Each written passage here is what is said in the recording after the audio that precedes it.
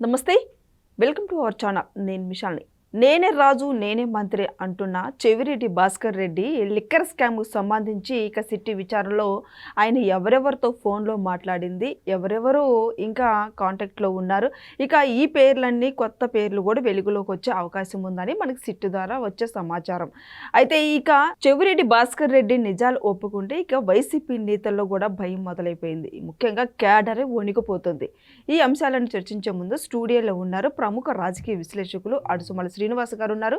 వారిని అడిగే విషయాలను తెలుసుకునే ప్రయత్నం చేద్దాం. నమస్కారం సార్. నమస్కారం అండి. సార్, ఈ రోజున ఫ్యాన్ పార్టీ రోజుకు దిగజారిపోతున్న నేపథ్యంలో వైసీపీ నేతల్లో ఒక్కొక్కరికి వణుకు మొదలైపోయింది. ఎందుకంటే లిక్కర్ స్కామ్‌కు సంబంధించి చెవిరెడ్డి భాస్కర్ రెడ్డి ఎక్కడ నిజాలు చెప్తే ఇక కొత్త పేర్లు వెలుగులోకి వచ్చే అవకాశం ఉందని చెప్పి వైసీపీ నేతలు అయితే భయం మొదలైంది. మొత్తానికి ఇంకా ఏం జరగబోతుందంటే ఏం చెప్తారు సార్ పార్టీ? ఇప్పుడు చెవిరెడ్డి భాస్కర్ రెడ్డి కంప్లీట్ ఇన్వాల్వ్డ్ అండి ఇందులో. ఎందుకంటే ఏదైనా ఒక స్కామ్ జరిగినప్పుడు, స్కీమ్ పేరుతో స్కామ్ జరిగిన లేకపోతే ప్రభుత్వం మీద ఒక పెద్ద నేరం చేసినప్పుడు, ప్రభుత్వాన్ని అడ్డం పెట్టుకుని ప్రభుత్వాధినేతలు తప్పు చేసినప్పుడు డెఫినెట్గా అది చాలా సీరియస్ క్రైమ్. అవును. దాంట్లో ఇన్వాల్వ్ అయిన వాళ్ళందరికీ కూడా చాలా కఠినమైన శిక్షలు పడతాయి. అది మనం చూస్తూ ఉన్నాం. వాళ్ళందరికీ బెయిల్ రావడానికి పిల్లిమొగ్గులు వేస్తూ ఉన్నారు. అయితే కొంతమందికి బెయిల్ డిఫాల్ట్ వచ్చేసింది. దానికి వాళ్ళు ప్రభుత్వం తరపున కూడా సిట్ తరపున అప్పీల్కి వెళ్ళారు. రేపు మాపు అది బయటకు వస్తుంది. అయితే చెవిరెడ్డి భాస్కర్ రెడ్డి నిన్న కూడా వాళ్ళకి బెయిల్ తిరస్కరణకు గురైంది, బెయిల్ అప్లికేషను. అయితే ఈ లోపల వాళ్ళ కొడుకు మోహిత్ రెడ్డి ఎవరో ఉన్నాడు, అతను వచ్చి మాట్లాడడం, మాకు ఎలాగ బెయిల్ వస్తుంది అని చెప్పేసి మాట్లాడుకుని ఉండను. అంటే పర్మిషన్ ఎవరు అనుమతి లేకపోయినా సరే వాళ్ళు వచ్చి మాట్లాడడం ఇవన్నీ చూస్తుంటే ఇప్పుడు ఆంధ్రప్రదేశ్లో ఒక విచిత్రమైన పరిస్థితి ఉందండి. ఎలాగంటే ఆంధ్రప్రదేశ్ ప్రజలందరూ కూడా ఒక రకమైన తిరుగుబాటు చేసి జగన్మోహన్ రెడ్డి నిర్ణయాలకి, అతని అసంబద్ధ వ్యవహారాలకి, అవినీతి, దోపిడీకి, అరాచకానికి వ్యతిరేకంగా వాళ్ళ పార్టీ నాయకులు కూడా చెలరేగిపోయారు. అన్ని చూసి ప్రజలందరూ తిరుగుబాటు చేశారు. అదో పార్ట్. ఇతను చేస్తున్న దుర్మార్గాల, అరాచకాల మీద టీడీపీ కేడర్ కానీ, కార్యకర్తలు కానీ, సాధారణ ప్రజలు కూడా చంద్రబాబు నాయుడు గారు చేస్తున్న పోరాటానికి, లోకేష్ గారు చేస్తున్న దానికి వాళ్ళకి అండగా నిలబడ్డారు. గత వాళ్ళ అధికారంలో ఉన్న 5 సంవత్సరాలు వాళ్ళు మడమ తిప్పని పోరాటం చేశారు. ఎవడు ఏమని అనుకునే ఉన్నాయి. చాలామంది నాయకులు ఇంట్లో దాక్కున్న చంద్రబాబు నాయుడు గారు 19లో ఘోర పరాభవం ఎదురైనప్పుడు చాలామంది నాయకులు ముఖం చాటేశారు. పార్టీ మారిపోవడం కూడా చూశారు. ఇవాళ మంచి పొజిషన్లో ఉన్నవాళ్ళు చాలామంది. అయితే ఆయన ఎక్కడా కూడా తగ్గకుండా జనంలో ఉన్నాడు. సరైన కాజ్ తోటి ప్రజల్లోకి వెళ్ళాడైనా. ఆయన వెళ్ళిన కారణం ఏదైతే ఉందో, సమస్య ఏదైతే ఉందో, ఆ సమస్యని ప్రజలు తమ సమస్యగా భావించారు కాబట్టి దాన్ని అడ్రస్ చేస్తున్న చంద్రబాబు నాయుడు గారికి బాసటగా నిలబడ్డారు. అలాగే ఆ విషయం మీద ఎవరు మాట్లాడినా ప్రజల తరపున వాళ్ళందరినీ ఆదరించారు. ఇది జరిగింది. అయితే డెఫినెట్గా ఒక సిస్టంలో చొచ్చు పుచ్చు అన్నీ ఉంటాయి. మన పంట పండిందని కూడా అందరూ చచ్చుకాయలు ఉంటాయి, పుచ్చుకాయలు ఉంటాయి. అలాగే ఇప్పుడు సిస్టంలోనూ చచ్చు పుచ్చు ఉన్నాయి. దర్యాప్తు సంస్థలోనూ పుచ్చు తేడా మనుషులు ఉన్నారు. ఇప్పుడున్న ప్రభుత్వంలో కూడా కొంతమంది తేడా మనుషులు ఉన్నారు, అధికారులుగా కానీ, నాయకులుగా కానీ కొంతమంది. వాళ్ళందరూ కూడా ప్రజలు ఒక అరాచకం మీద, ఒక విధ్వంసానికి వ్యతిరేకంగా మద్దతు ఇచ్చారన్న విషయం కొంతమంది మర్చిపోయి వాళ్ళు తమ వల్లే తమ చాకచక్యం, తమ ప్రతిభ అనుకుని కొంతమంది వ్యవహరిస్తూ ఉన్నారు. ఇలాంటి దురదృష్టకరమైన విషయాల్లో అవతల ప్రత్యర్థికి చావగొట్టి చెవులు మూసి కూర్చోబెట్టారు జనం. అటువంటి వాళ్ళు కోరలు వస్తున్నాయి, మాట్లాడే ఛాన్స్ వస్తుంది. వాళ్ళు తప్పు చేసి కూడా ఎదుటి వాళ్ళ మీద వాళ్ళు ఇంత దారుణమైన పెద్ద స్కామ్ ఇది. ఇప్పుడు వరకు దర్యాప్తు జరుగుతున్నది కేవలం చిన్నదే, మైన్యూట్ అన్నమాట. అసలు ఇంకా తెగలేదు. ఇంకా ఇది టీజర్ ఇది. అసలు స్కామ్లోకి ఇంకా లోపలికి వెళ్ళలేదు. ఇంకా వాళ్ళు కూడా అంత తప్పు చేసి కూడా వాళ్ళు మెడికల్ కాలేజీలని, లేదా అదని, కులం అని, అదని ఇదని ఇలాంటి డ్రామాలు ఆడుతూ ఉన్నారు. ఇది చాలా ఒక విచిత్రమైన పరిస్థితి ఉంది. ఇప్పుడున్న ప్రభుత్వం, కూటమి ప్రభుత్వం సమస్య ఏంటంటే ప్రజలందరి ఆగ్రహానికి వాళ్ళు జగన్మోహన్ రెడ్డి వేధించాడు. వాళ్ళని అధికారులు వేధించారు. వాళ్ళు ప్రజలందరూ కట్టబెట్టి అధికారంలోకి వచ్చిన తర్వాత కూడా వాళ్ళ సమస్యలు తప్పట్ల. వాళ్ళకి వచ్చిన సమస్య ఏంటి? రాష్ట్రాన్ని గాడిలో పెట్టాలా, పరిపాలన సెటరేట్ చేయాలా, చిందరవందర అయిపోయిందని అంతా సరి చేయాలా, వాళ్ళు ఇచ్చిన హామీలు నెరవేర్చాలా, అభివృద్ధి ఉద్యోగాలు ఇస్తామని రై చూపించాలా, లా అండ్ ఆర్డర్ కాపాడాలా. కానీ ఇది రెండు చేతులతోటి అంత అత్తరబత్తంగా కాపాడదామన్నా కానీ చాలా కష్టమైపోతుంది అలాగే. ఈ లోపల లోకలోకల్లో గోవాల్లో రామ్ భజన అంతా ఉంటా ఉంది. ఈ ఈ కేసుల విషయంలో ఎవడో సిస్టంలో ఒకటి తప్పు చేసినా వాళ్ళు విడిచిపెడితే అదిగో ప్రభుత్వం పట్టించుకోలేదు కాబట్టి అంటే అంత మైక్రో లెవెల్కి వెళ్ళి చూస్తున్నారు జనం. ఇప్పుడు ఎవరైనా జైల్లో పెట్టారనుకోండి, ఎన్నాళ్ళు పెడతారు? ఇప్పటికైనా బెయిల్ అవుతారు. 1,00,000 కోట్లు కొట్టేసిన వాడికి 16 నెలల తర్వాత బెయిల్ వచ్చింది కదా. దీన్ని కూడా చూస్తున్నారు జనం. కాబట్టి ఈ విషయంలో ప్రభుత్వం చాలా సీరియస్గా ఉంది. అంటే వాళ్ళు మొదట ఈ 16 నెలల్లో ఏం చేశారు, సరిగ్గా చర్యలు తీసుకోలేదంటే ఎంత తీసుకోలేదని తీసుకున్నారు. తీసుకోబట్టే వీళ్ళందరూ జైల్లో ఉన్నారు. ఇంకా కొన్ని తీసుకోవాలి. అవి తీసుకోవడానికి మనం చూడటానికి ఏమనిపిస్తుందంటే డెఫినెట్గా వీళ్ళు సరిగ్గా వదిలేశారు వాళ్ళు అనుకుంటున్నాం. ఏమో వదిలేసారేమో కూడా కొన్ని.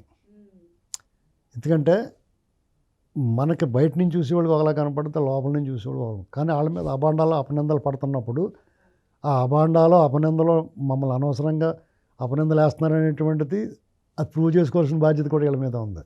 మేము తప్పు చేయలేదురా బాబు అని ఆ విషయం ఆలోచించుకోవాలి ఇప్పుడున్న కూటమి. సార్, ఇప్పుడు వైసీపీలోనే కేడర్లోనే ఇప్పుడు చర్చ జరుగుతుంది. జగన్మోహన్ రెడ్డికి ఆవేశం ఎక్కువ, ఆలోచన తక్కువ అని వాళ్ళ కేడర్లోనే చర్చ ఇప్పుడు బయటికి బాగా జరుగుతుంది. అది అతనికి ఆవేశం ఎక్కువ, ఆలోచన తక్కువ. అతనికి ఆవేశము తక్కువే, ఆలోచన తక్కువే. అసలు అది కూడా లేదు. వాళ్ళు ఎలాగనుకుంటారో నాకు తెలియదు. అతనికి ఆవేశం ఉందండి. రోమ్ తగలబడిపోతుంటే పిడేలు వాయించుకున్నట్టు అతను రాష్ట్రం సర్వనాశనం చేసేసి ఇక్కడ అల్లకులలో అయిపోతాడు, ఇంట్లో పడుకుంటాడు. అతను ఉద్దు తుఫాన్ వస్తే సినిమా పోయాడు, తిత్తులు తుఫాన్ వస్తే ఇంట్లో దుప్పటి ముసుకేసి పడుకున్నాడు. అతనికి అలాంటివి ఏమి ఉండవండి. అతను ఏంటంటే అబద్ధాన్ని పదే పదే చెప్తాడు.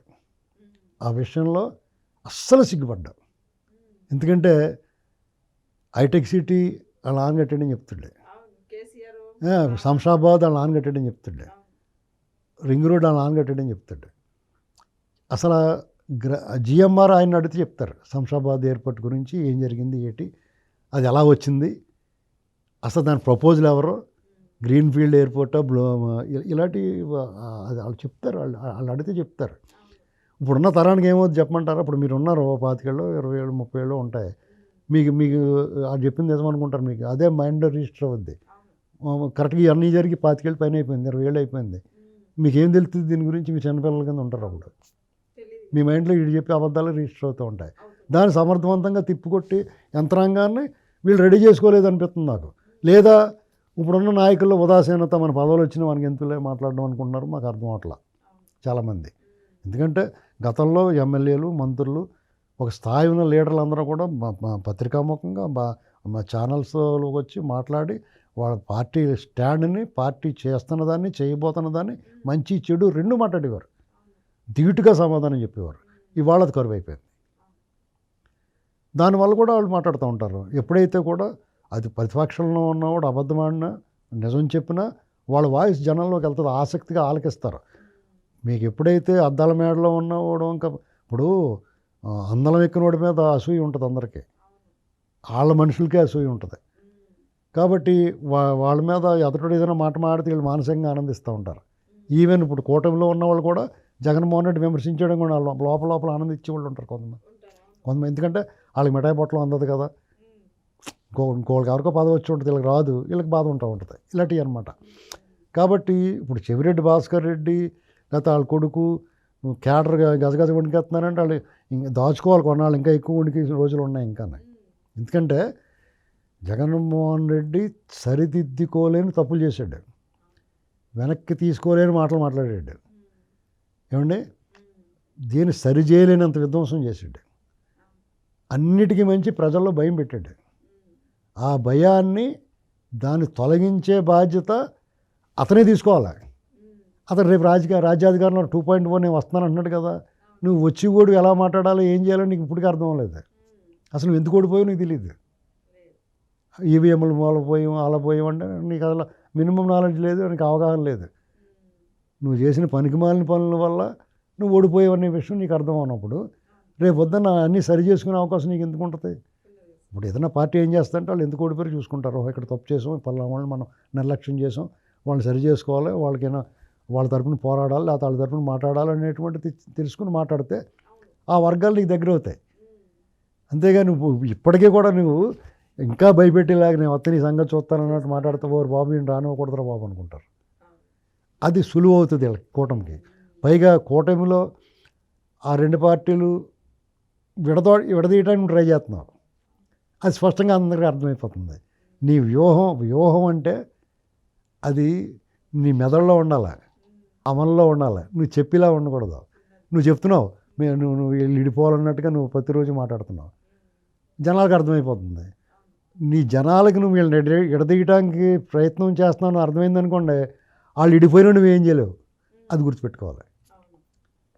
ఇప్పుడు వాళ్ళు ఎడగొడితే నీకు తనకు బెనిఫిట్ అనుకుంటున్నాడు, విడగొట్టడానికి ప్రయత్నం చేస్తున్నాడు. అది చాలా రహస్యంగా చాప కింద నీరులాగా ఎవరికి తెలియకుండా జరగాలి. వ్యూహం అంటే అదే, రహస్యం అంటేనే. అంతేగాని మైకట్టుకుని 10 మంది మాట్లాడి నీ గ్యాంగ్ని పంపించి కులాల మధ్య ఇచ్చి పెట్టడానికి ప్రయత్నం చేస్తుంటే అందరికీ అర్థమైపోయిన తర్వాత నువ్వు నిజంగా వాళ్ళిద్దరు విడిపోయినా కానీ నువ్వేం చేయలేవు వాళ్ళని. అది గుర్తుపెట్టుకోవాలి. కాబట్టి జగన్మోహన్ రెడ్డి అతను, నా సలహా ఏంటంటే మళ్ళీ ఇంకోసారి పర్మిషన్ అడిగి వెళ్ళిపోయి ఇంక రావటం మానేస్తాం బెటర్.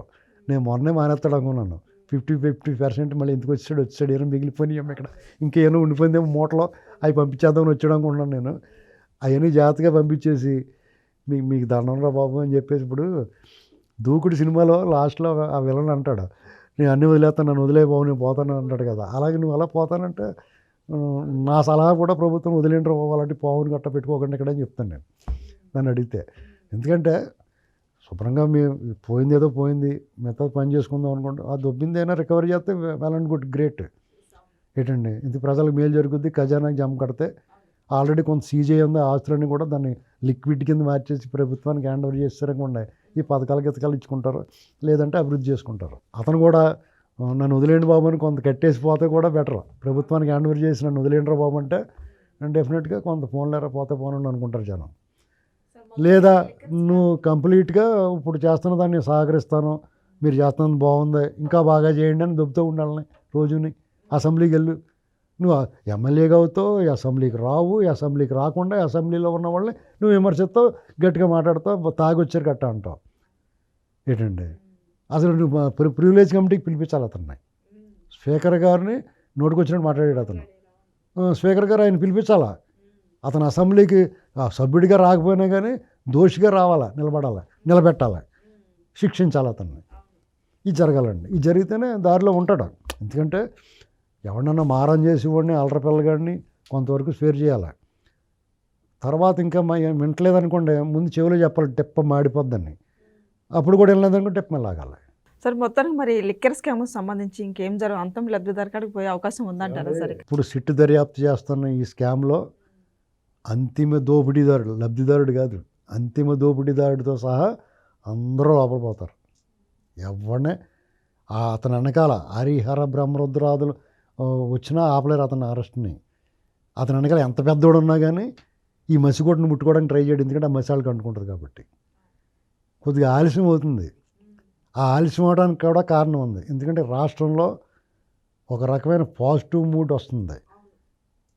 గూగుల్ డేటా సెంటర్ కానీ, లేకపోతే సిఆర్డీ అమరావతిలో బిల్డింగ్ కానీ, జిఎస్టీ మీద ఈవెంట్స్ కానీ, రకరకాల రేపు సిఐఏ సదస్సు కానీ, పెట్టుబడుల వేటకి ఈ కార్యక్రమాలప్పుడు డిస్టర్బెన్స్ ఉండకూడదనే ఏకైక కారణంతో వాళ్ళు ఉదాసీనంగా ఉపేక్షిస్తున్న తర్వాత చూసుకునే సంగతి అన్నట్టుగా ఆగారు అనుకుంటున్నాను. అంతే తప్ప ఈయన వదిలేద్దాం మనకి ఎందుకులే అని భయంతో కట్ట కాదు. ఆయనకి భయం పెట్టిన ఒకసారి కళ్ళు ఎర్ర చేస్తే ఎప్పుడు ఎర్ర చేస్తాడని చూస్తున్నాం అంతే.